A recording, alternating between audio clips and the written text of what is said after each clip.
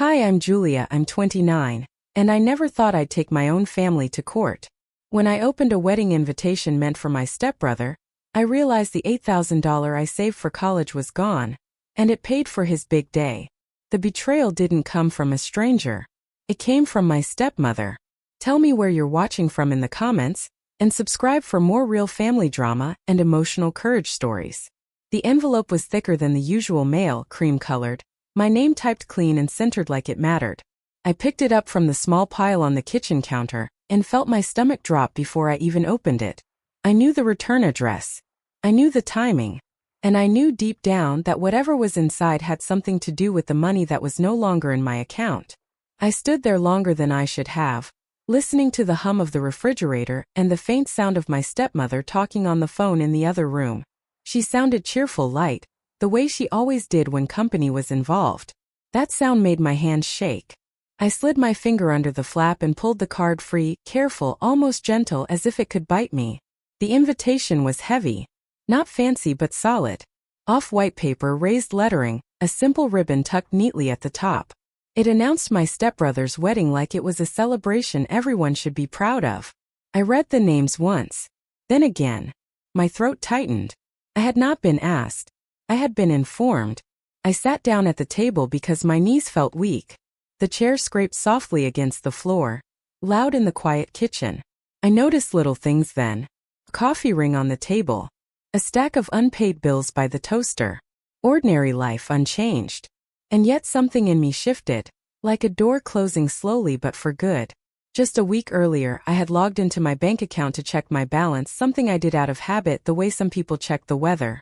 I remember blinking at the screen, refreshing it, then checking again. The number was wrong.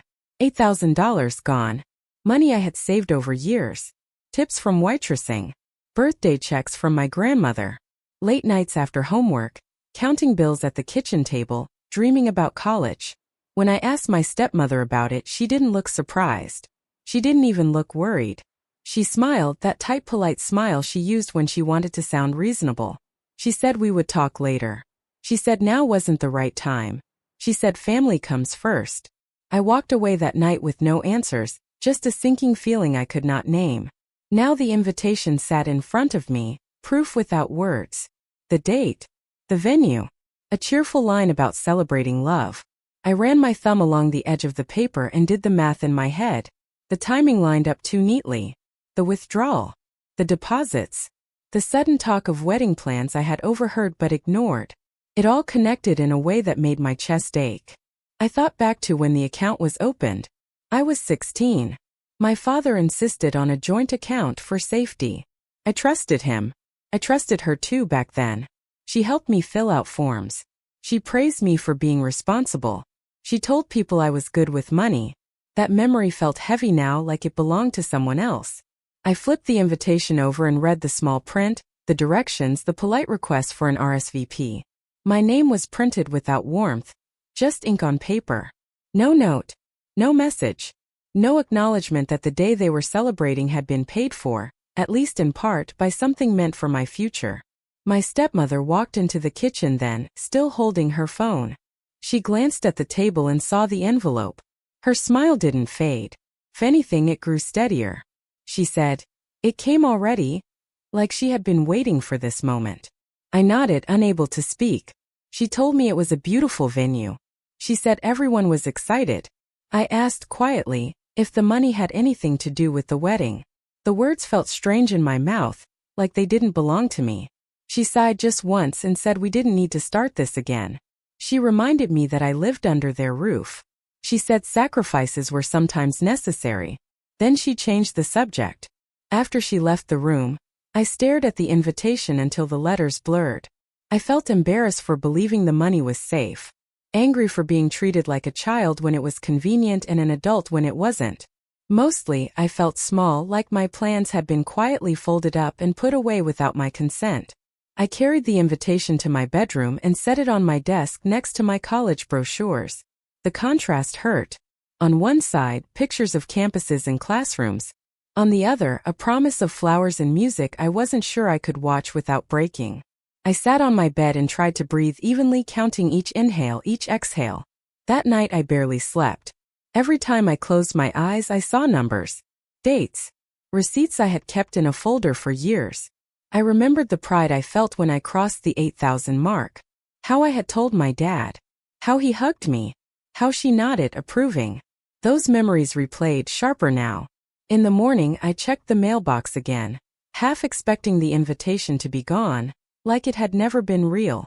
It was still there in my mind, heavy and undeniable. I made coffee and drank it cold. I watched my stepmother hum as she packed lunches, already living in a future that did not include my dreams. By afternoon, something inside me hardened. Not into anger, not yet, but into clarity. The envelope was not just an invitation. It was an answer. It told me what I needed to know without saying it out loud. It told me where I stood. And it told me that if I wanted my life back, I would have to take the first step myself. I picked up my phone and almost called my best friend, then stopped. I did not know how to explain it without sounding bitter. Instead, I opened my email and searched for bank alerts, scrolling through dates and notices until my eyes burned. Each line felt colder than the last. Numbers do not care about feelings. They just sit there telling the truth. Later, the mail carrier knocked, handing me a package for my stepmother. I thanked him and closed the door, holding the box longer than needed. It was light. I wondered what small thing could arrive so quickly when something so important to me had vanished without a sound. I set it down and washed my hands, slow and careful. I pulled out my old folder from the closet, the one labeled college. Inside were stubs, notes, and a handwritten list of goals. I read them like a stranger.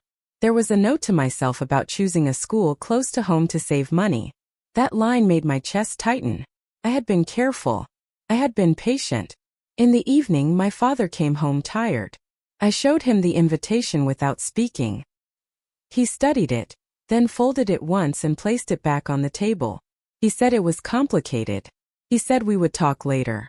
His voice carried the weight of delay, the kind that never arrives. As night settled, the house grew quiet. I lay awake, listening to pipes knock and floorboards creak. I pictured the envelope traveling through sorting machines, carried by strangers, arriving right on time. It felt planned, intentional. The thought settled in me, calm and sharp. I sat up and placed the invitation back into its envelope. I did not tear it. I did not hide it. I set it where I could see it. I wanted to remember this feeling clearly. I wanted it to guide whatever came next. Before turning off the lamp, I wrote the date on a sticky note and placed it inside the envelope. A small act, but it mattered to me. Proof, I told myself. Memory. I did not know what I would do yet. I only knew I would not forget. The envelope had changed everything, and I was finally ready to look straight at it. I stayed awake, steady and quiet, letting resolve replace fear, one slow breath time. I turned off the lamp and lay back, but sleep didn't come. The envelope rested on my desk, just visible in the soft glow from the streetlight outside my window. Every time I closed my eyes, I saw my stepmother's smile. Calm, polite, finished. It wasn't the kind of smile that showed happiness. It was the kind meant to end a conversation without answering anything. The next morning, I woke to the smell of toast and coffee drifting down the hall. Ordinary sounds. Ordinary routine. I stood at my door for a moment listening. My stepmother was already dressed, her voice light as she talked to my father about errands and timelines. No mention of me. No hesitation. I wondered if she had slept better than I had. At the table, she slid a plate toward me like nothing had changed. She asked if I wanted orange juice. Her tone was pleasant, practiced. I nodded and said thank you because that's what I had always done. Keeping the peace had become second nature in that house. I had learned early that questions made things tense, and tension made life harder. My father barely looked up from his phone. He asked if I had plans for the day. I told him I was working the afternoon shift. He nodded and said that was good. Responsible. The word felt strange now. I watched him sip his coffee, waiting for him to say something about the invitation. He didn't. Later that morning, my stepmother called out to me from the living room. She held the invitation in her hand, tapping it lightly against her palm. She said she hoped I wasn't upset. She said weddings brought out strong feelings in people. She said I should try to be happy for my stepbrother. Her voice was soft, almost kind. I told her I wasn't upset. The lie came easily, which scared me a little. She smiled wider and said she knew I would understand. She said families make choices together. She didn't say my name when she said it. She didn't need to. When she walked away, I sat on the couch and stared at the wall. There was a small crack near the window that I had noticed years ago and never fixed. It reminded me of how things break slowly, quietly, until one day you can't ignore them anymore. That afternoon at work, I moved through my shift on autopilot. I smiled at customers. I counted change. I wiped down counters. My manager asked if I was okay because I seemed distracted. I said I was just tired. It was easier than explaining how tired felt deeper than sleep. During my break, I checked my phone and saw a group message from relatives about the wedding. Heart emojis. Excited replies. Someone asked if I was coming. I stared at the screen, my thumb hovering. I didn't answer. Silence felt safer than the wrong words. When I got home, my stepmother was in the kitchen with fabric samples spread across the table. She was talking about colors and centerpieces, asking my opinion like it mattered. I nodded at the right moments. I said things like, "That looks nice," and "whatever you like." Each word felt like a small price I was paying to avoid another conversation. That night, my father knocked on my door. He sat on the edge of my bed, his shoulders heavy. He said he knew things were awkward. He said my stepmother meant well. He said stress made people do things they didn't explain properly. He asked me to be patient. I asked him if he knew about the money. He looked away. He said he didn't want to argue. He said it wasn't a good time. His silence landed harder than any argument could have. I nodded because pushing further felt like pushing him away. Days passed like that. Polite mornings. Quiet evenings. Wedding talk woven into everything. I learned which rooms to avoid and when to leave the house. I learned how to keep my face neutral when my stepmother mentioned deposits and deadlines. I learned how to swallow words before they reached my mouth. One evening, she invited me to sit with her while she addressed invitations. She handed me envelopes and asked me to help. The request felt almost cruel in its normalcy. I agreed anyway. We worked side by side, the sound of pen on paper filling the room. She told me stories about my stepbrother as a child. How proud she was. How much she wanted his day to be perfect. I listened, nodding, folding cards neatly. I wondered if she realized every word added weight to the silence between us. Halfway through, she paused and looked at me. She said she hoped I understood why some things had to be prioritized. She said I was young and had time. I didn't answer. I focused on aligning the edges of the envelopes, keeping my hands steady. Later, alone in my room, I opened my laptop and reread emails from colleges. Deadlines. Payment plans. Numbers that now felt out of reach. I closed the screen and leaned back, staring at the ceiling. I had done everything right. I had followed rules. I had trusted the system. And still I was here. The following weekend, relatives visited. Laughter filled the house. Compliments flowed freely. My stepmother moved through the room like a host in her element. She introduced me with pride, calling me her stepdaughter. The word felt hollow. An aunt pulled me aside and asked if I was excited. I smiled and said yes. My cheeks ached from holding it. She squeezed my hand and said family was everything. I nodded again. The phrase echoed in my head long after she walked away. That night, after everyone left, I sat on the back steps and breathed in the cool air. The house behind me glowed warmly, full of voices and plans. I felt like a guest in my own life, watching from the outside. I thought about how often I had stayed quiet to keep things smooth. How many times I had told myself it wasn't worth it. Peace, I had learned, often belonged to the loudest person in the room. Everyone else paid for it in pieces. My stepmother joined me outside, wrapping a sweater around her shoulders.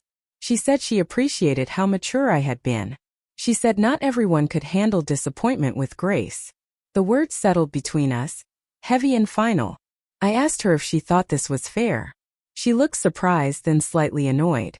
She said life wasn't about fairness. She said family came before personal plans. She said we could talk later. Always later.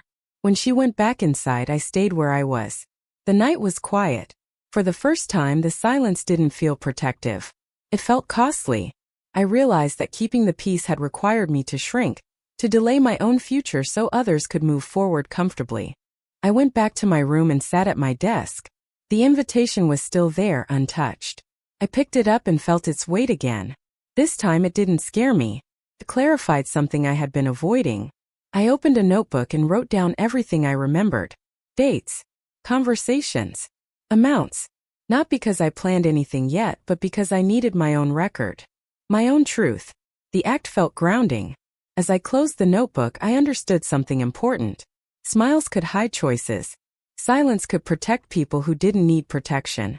And peace, when bought at the expense of your future, wasn't peace at all. I lay down that night feeling tired but steady. The house was quiet. The decision wasn't made yet, but the direction was clear. I had paid enough already. I had just decided that I had paid enough when the house began to change. Not suddenly, not loudly, but in small ways that were impossible to ignore. Boxes started appearing in the hallway. A garment bag hung from the closet door like a silent announcement. Conversations lowered when I entered rooms, then picked up again once I left. The wedding was no longer an idea. It was happening all around me. One afternoon, I came home from work and found my stepmother standing in the living room with a woman I didn't recognize. Fabric swatches were draped over the couch cushions, and a clipboard rested on the coffee table. My stepmother introduced her as the florist. I nodded politely, slipping past them toward the kitchen. As I poured myself a glass of water, I heard numbers being discussed. Deposits, deadlines, choices. Each word landed with quiet force. I drank the water too fast and felt it settle cold in my stomach. That money had a sound now. It sounded like clipped sentences and cheerful planning. It sounded like laughter over colors and arrangements. It sounded like a future that wasn't mine anymore. A few days later, a large box arrived on the porch. I carried it inside, reading my stepmother's name printed neatly on the label. She opened it in front of me, pulling back layers of tissue paper to reveal shoes wrapped in protective plastic. She held one up, admiring it. She said they were perfect. I thought about my own worn sneakers and how I had planned to replace them before starting school. The thought passed quickly, replaced by a dull ache I had grown used to. My stepbrother stopped by more often as the weeks went on. He seemed happy, distracted, focused on his own plans. He talked about work, about his apartment, about the guest list. He never mentioned the money. I couldn't tell if he didn't know or didn't want to know. Either way, the distance between us grew. One evening, he sat across from me at the table, flipping through his phone. He asked if I was excited. The question was casual, almost automatic. I told him I was glad he was happy. He smiled and went back to scrolling. The conversation ended there, unfinished and heavy. At work, I picked up extra shifts.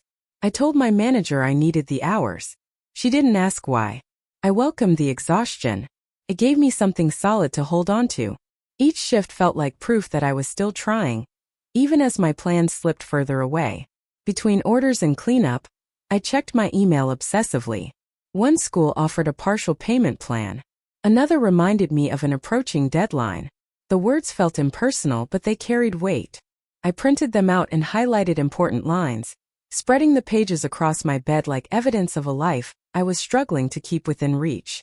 Back at home, wedding talk grew louder. My stepmother pinned a calendar to the fridge, dates circled in bright ink. Tastings, fittings, meetings. I avoided the kitchen when I could, but some days it was impossible. I learned to move quietly, to make myself small. One night, I overheard my father telling my stepmother that everything was coming together nicely. His voice sounded relieved. She agreed, saying things were finally falling into place. I stood in the hallway listening, feeling like something fragile inside me was cracking open. The first time I saw the venue photos, it caught me off guard. My stepmother showed them to a neighbor, pointing out details with pride. I glanced over her shoulder and saw soft lighting, wide windows, rows of chairs waiting to be filled. It looked peaceful, complete. I imagined myself sitting in a lecture hall instead, taking notes, building something for myself. The image faded quickly. One afternoon, my grandmother called. She asked how school plans were going. I hesitated, then told her the truth carefully. She was quiet for a long moment, then said she wished she had known sooner. She said she was proud of me. Her words warmed me briefly, then left me feeling even more alone. As the wedding drew closer, the house buzzed with energy. Music played while my stepmother worked. Packages arrived daily. The dining table disappeared under place cards and seating charts. I retreated to my room whenever I could, closing the door on the noise. One evening I found myself standing in the doorway, watching my stepmother and stepbrother laugh over something on her phone. The sound was light, easy. I felt like I was watching a scene through glass. Present but not included. I went back to my room and opened my notebook again. I added new details. Dates of conversations. Items I recognized. Costs I could estimate. Writing it down didn't fix anything, but it made the truth feel steadier, less likely to slip away. A few days before the wedding, my stepmother asked if I could help with small tasks. Folding programs. Sorting favors. I agreed, telling myself it was temporary. We worked side by side at the table. She chatted about logistics, about how busy she was. I responded when necessary, keeping my tone neutral. At one point she paused and said she appreciated my help. She said it showed maturity. I nodded, unsure what to do with the comment. Maturity, I realized, had become another word for compliance. That night, I lay awake listening to distant traffic and the soft sounds of the house settling. I thought about everything I had done to prepare for college. The hours. The saving. The careful choices. None of it seemed to matter now. My future had been repurposed without my permission. The day before the wedding, my stepmother hung the dress in the hallway. It was covered in a protective bag, but I could still see the shape of it. She stepped back to admire it, her eyes bright. I felt something tighten in my chest, not jealousy, but grief for something quieter and just as important. I left the house and walked until my legs ached.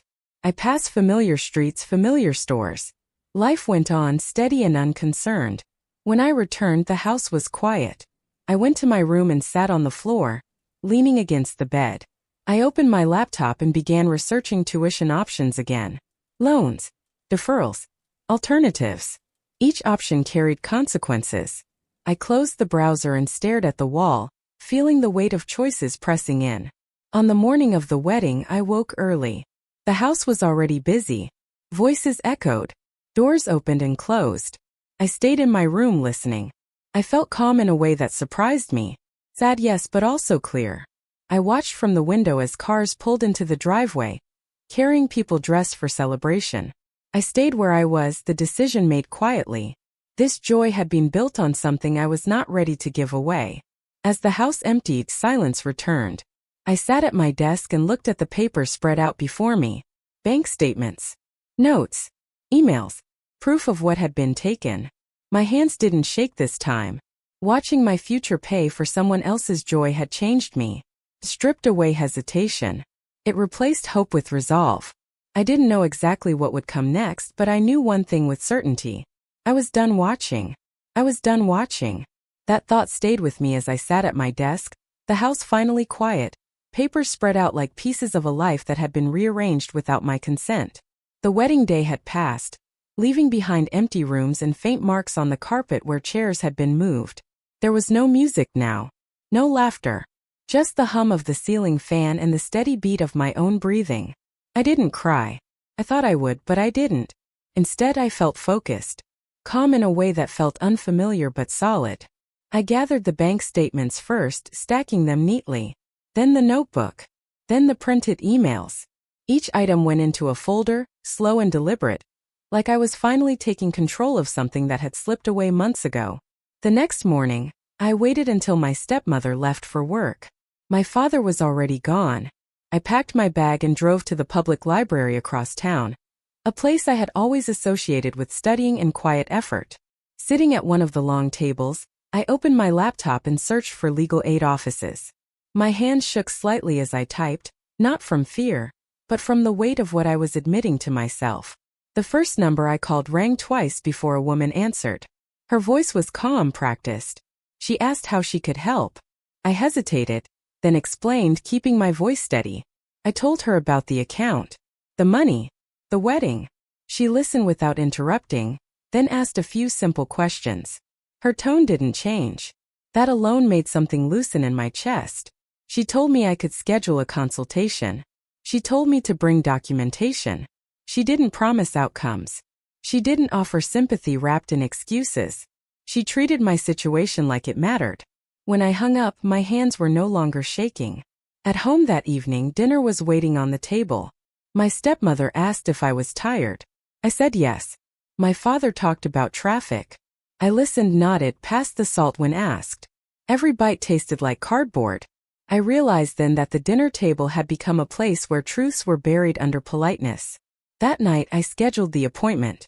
The day of the consultation I wore plain clothes. Nothing dramatic. Nothing that felt like a costume. I wanted to be myself, steady and clear. The office was small, the furniture worn but clean. The attorney, a middle-aged woman with kind eyes and sharp questions, reviewed my papers carefully. She asked about my age when the account was opened. She asked who had access. She asked if I had given permission. Each question felt like a step forward. When I answered no to the last one, she nodded slowly, like something had clicked into place. She explained my options without pressure. She told me it wouldn't be easy. She told me family cases were complicated, not just legally but emotionally. She asked if I was prepared for the fallout. I didn't answer right away. I thought about the silence at home, the smiles, the careful avoidance. Then I said yes. Filing the paperwork felt surreal. Signing my name where it mattered. Seeing dates and amounts printed in official language. It wasn't dramatic. It was quiet, methodical. But when I walked out of that building, the air felt different. Lighter. I didn't tell my family right away. I needed time to sit with the decision, to let it settle. For a few days, life continued in its strange, careful rhythm. My stepmother reorganized the house. My father avoided long conversations. I went to work, came home, kept my folder hidden in my bag. Then the letter arrived. My stepmother found it first.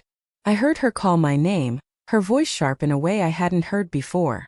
She stood in the hallway holding the envelope, her face tight. My father stood behind her, confused. I felt my heart race, but I didn't step back. She asked what this was. I told her calmly. I said I had filed a claim to recover my college savings. The words sounded strange out loud, but they were mine. Her expression shifted quickly. Shock gave way to anger. She asked how I could do this to the family. She said I was being dramatic. She said I was ungrateful. My father tried to speak, but she cut him off, her voice filling the space. I listened. I didn't interrupt. When she finished, I told her I had tried to talk. I told her I had waited. I told her I had watched my future disappear while being asked to smile. My voice stayed even. That surprised both of us. Dinner that night was untouched. Plates sat cold on the table. My father stared at his hands. My stepmother pushed her chair back and left the room. The silence felt heavy, but it no longer felt like mine to carry alone. Over the next weeks, tension settled into the house like dust. Conversations became clipped.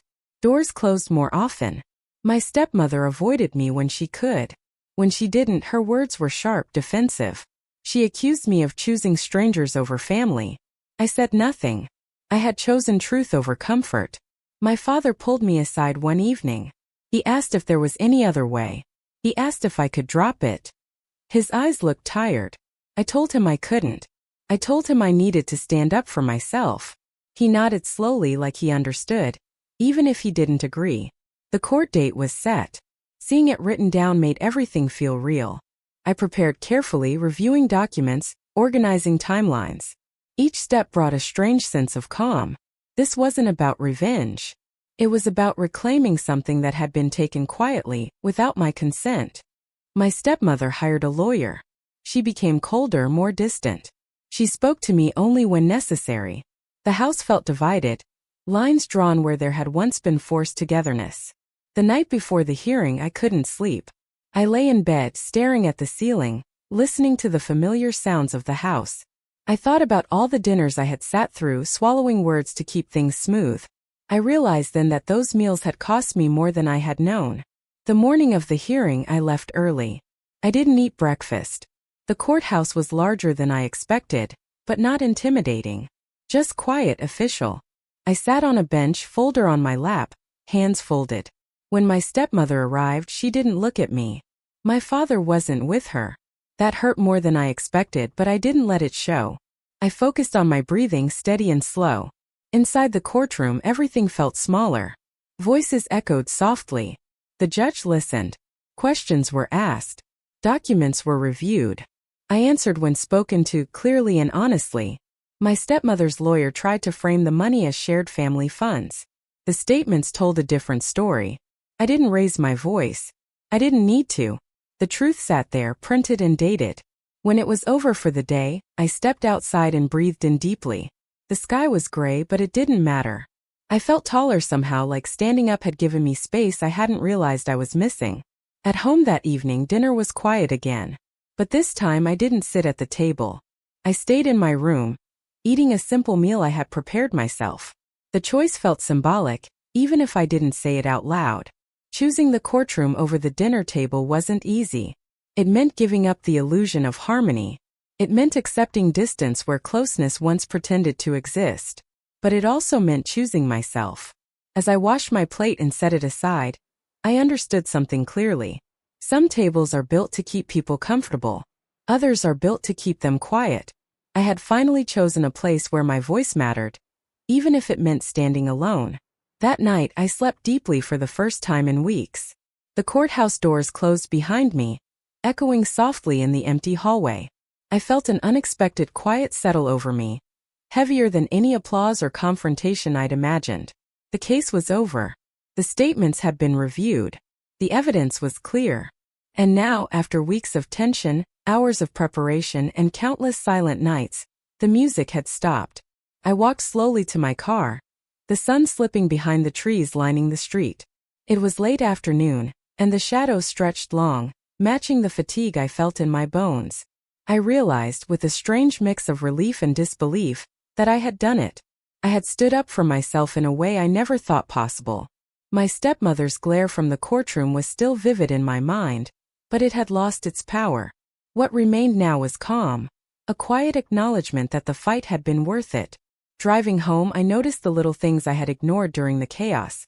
The flutter of leaves in the wind, the way the sunlight hit the houses just right, the distant sound of children playing in a park. Life continued outside the storm of my family conflict. I felt for the first time in months that I belonged to that life too, not just as a witness but as someone capable of shaping her own path. When I arrived at my house, it was quiet. My stepmother had gone out, presumably shopping for things she had lost interest in after the courtroom proceedings.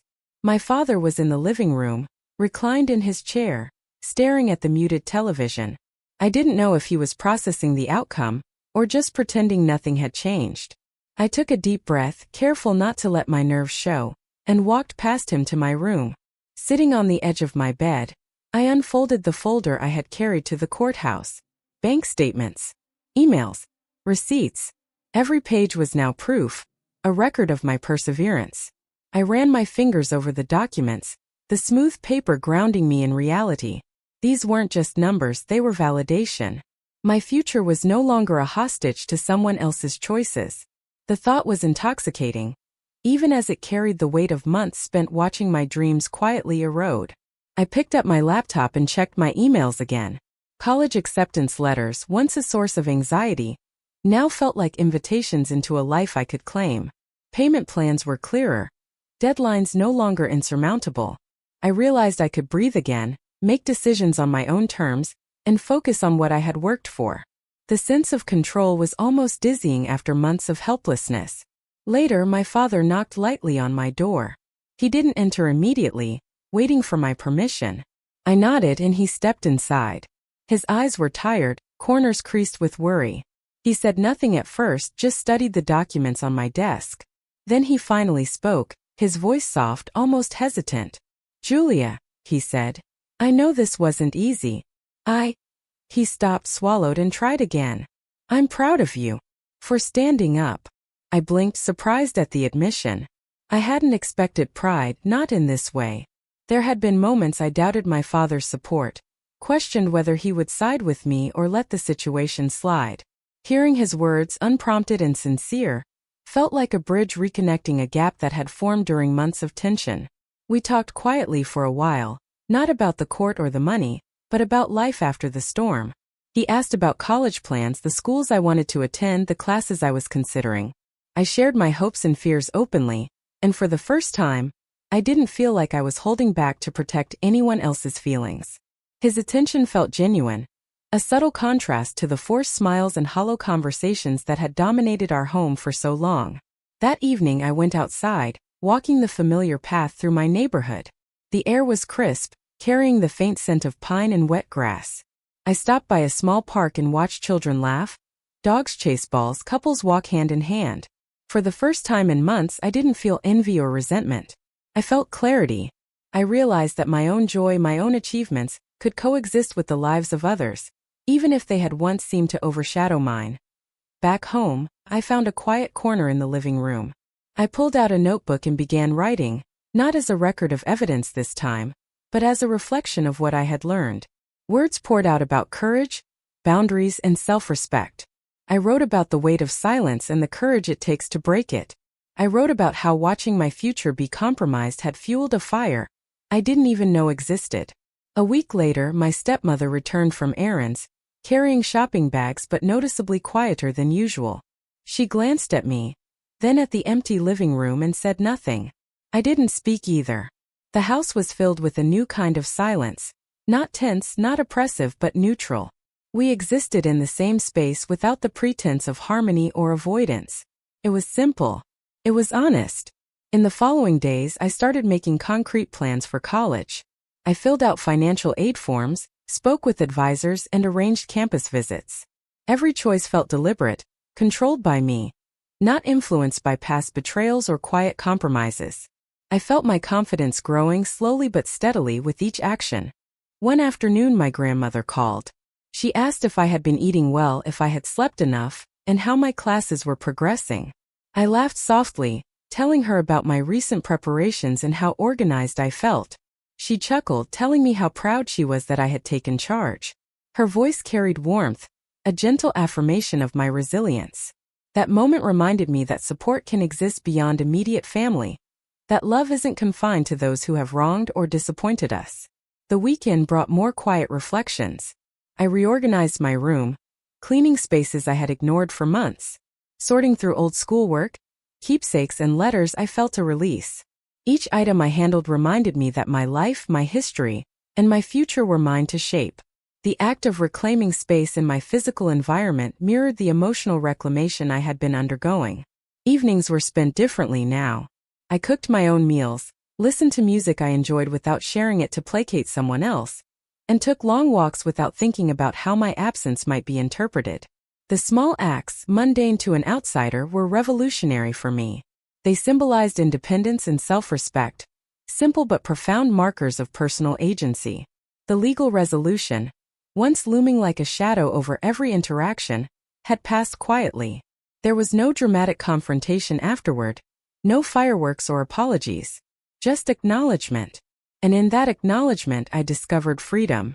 I didn't need a formal apology to validate my choices. I didn't need my stepmother to admit wrongdoing for my path forward to be real. The truth, as recognized by the law, was enough. As weeks turned into months, the house gradually returned to a neutral rhythm. Conversations occurred naturally, without pretense, and boundaries were respected more clearly. My stepmother remained distant but polite, my father more attentive in subtle ways. Life settled into a pattern that was less tense, less strained, and undeniably more honest. I reflected often on the journey. The envelope that arrived unexpectedly, the stolen savings, the quiet betrayals, the choice to act. Each stage had shaped me, pushed me into a position I never expected, and forced me to confront the courage I had underestimated within myself. I recognized that my reaction was not vengeance alone. It was a reclamation of agency, a refusal to let circumstances define me without resistance. One afternoon I found myself back at the park, sitting on a bench and watching life unfold in ordinary beauty. Children ran past, dogs barked, people chatted over coffee. I smiled genuinely, without self-consciousness or hidden tension. I felt fully present, fully capable, and fully deserving of the life I had fought to reclaim. At home that evening, I gathered my college brochures and placed them neatly on the desk. For the first time, they weren't just symbols of a goal delayed. They were tangible plans, actionable steps toward a future entirely my own. I reviewed deadlines, financial aid applications, and scholarship opportunities with clarity and purpose. Each item represented not just education, but victory over months of uncertainty and quiet suppression. I sent an email to one of my college advisors, asking questions about class registration. As I pressed send, a wave of calm satisfaction washed over me. It wasn't dramatic, but it was real. It was mine. And for the first time since the stolen savings, I felt a profound sense of forward momentum. That night, as I lay in bed, I reflected on the entire experience. I thought about the envelope, the smiles, the silence, the tension at the dinner table, and the courtroom that had become my place of empowerment. I recognized that each moment, each small decision, had led me to reclaim not just money, but dignity, confidence, and self-respect.